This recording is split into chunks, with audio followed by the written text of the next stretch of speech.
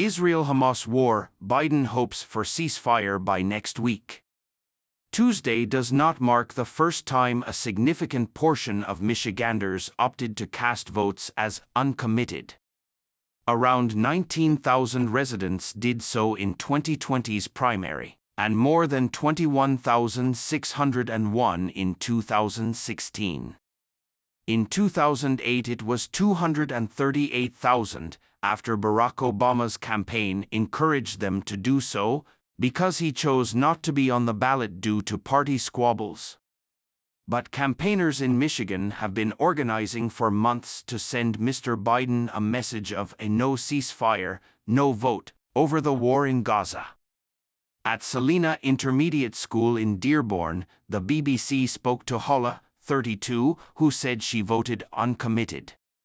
She did not want to vote for Genocide Joe, she explained, alluding to allegations made against the Israeli military during its campaign in Gaza, which Israel strongly denies. Holla, who declined to share her last name, said she voted for Mr. Biden last time, but was not sure she would do so again when the presidential election came round. Maybe, if he calls for an immediate ceasefire, but he's not going to do that, she said. Other Democrats told the BBC on polling day that they remained supportive of Mr. Biden, including Kim Mordo, an office manager at a church in the city of Flint. I voted Democrat.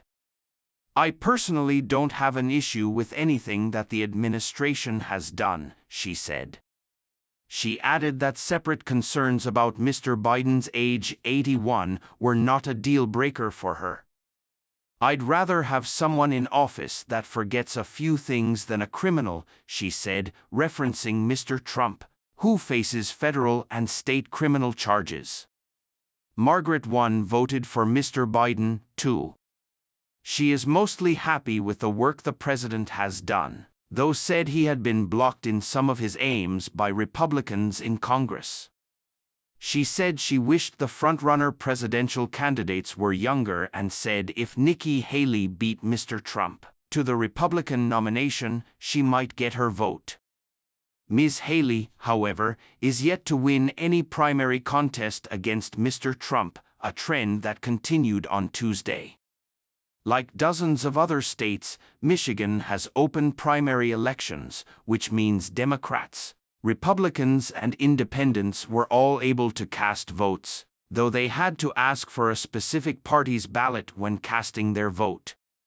The state's remaining Republican delegates, who must be secured for a candidate to win their party's nomination, will be formally awarded later at a convention this weekend.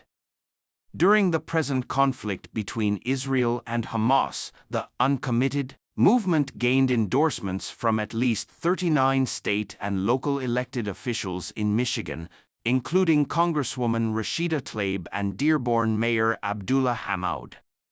Ms. Tlaib's sister was the campaign manager for Listen to Michigan campaign, which aimed to score 10,000 uncommitted votes, the nominal margin by which the state was won by Mr. Biden in the last presidential election. Samra Luckman, an activist with the abandoned Biden campaign, said her goal was to oust somebody from office for having this many lives lost without calling for a ceasefire.